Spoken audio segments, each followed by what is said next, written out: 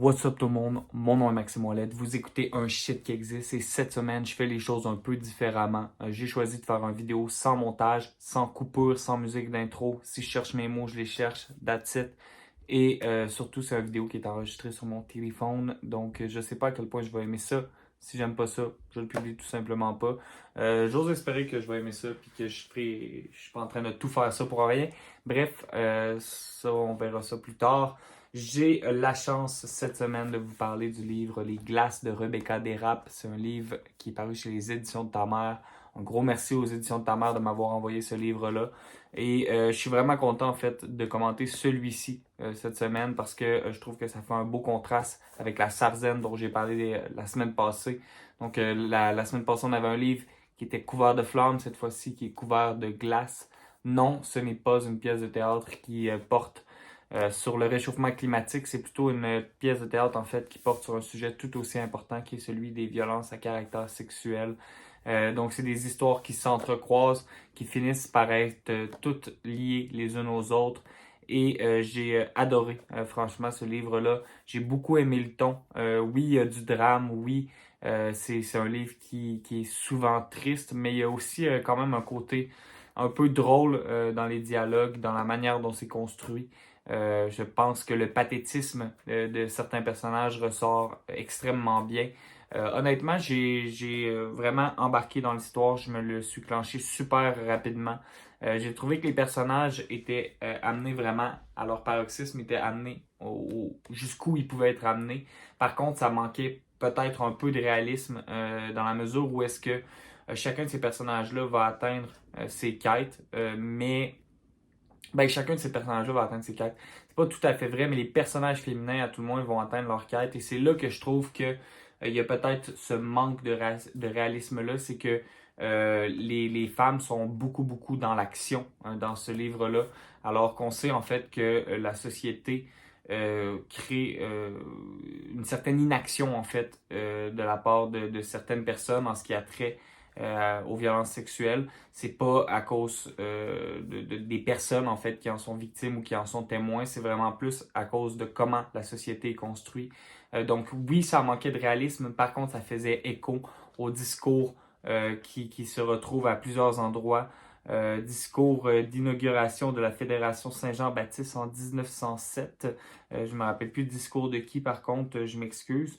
Mais discours en fait dans lequel une femme invite les autres femmes à faire preuve de solidarité. Donc, oui, les quêtes que certains personnages se fixent dans ce livre-là euh, sont un peu dans l'irréalisme pour moi, mais c'est plutôt en fait un irréalisme qui est utopique. Donc, c'est un irréalisme qui fait beaucoup de bien de voir cette action euh, prendre place en fait dans la fiction. Je crois que ça donne espoir à la voir prendre place dans la vraie vie.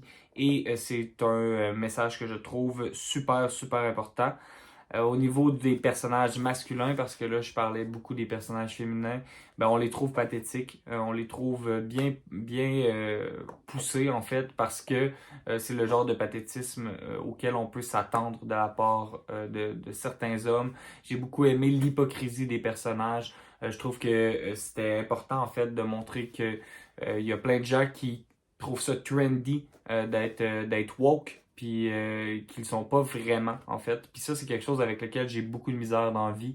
J'ai l'impression que c'est à la mode en fait d'être ouvert d'esprit puis euh, justement d'être woke puis que les gens le sont pas tout le temps vraiment. Je pense que quand on a des convictions, on n'est pas obligé de les partager quand c'est des convictions qui sont réelles, quand on sent que ce qu'on pense, c'est la bonne manière de penser. On n'est pas obligé, en fait, de montrer à tout le monde que c'est comme ça qu'on pense, puis on n'est pas obligé d'imposer notre manière de penser. On peut essayer de l'amener le plus possible dans des discussions, mais on n'est pas obligé de toujours placer les mots capitalisme sauvage puis patriarcat partout. Je pense que c'est quelque chose qui est bien exploité en fait dans ce livre-là parce que justement, je trouve qu'il y a beaucoup de gens qui sont hypocrites dans leur prise de position et les personnages masculins, un en particulier en fait, particulièrement.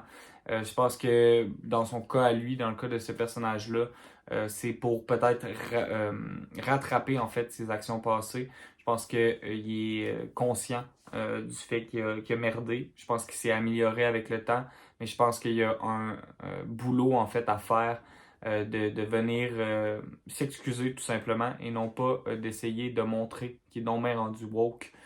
Donc ça, c'est quelque chose que j'ai trouvé super intéressant avec ce livre-là.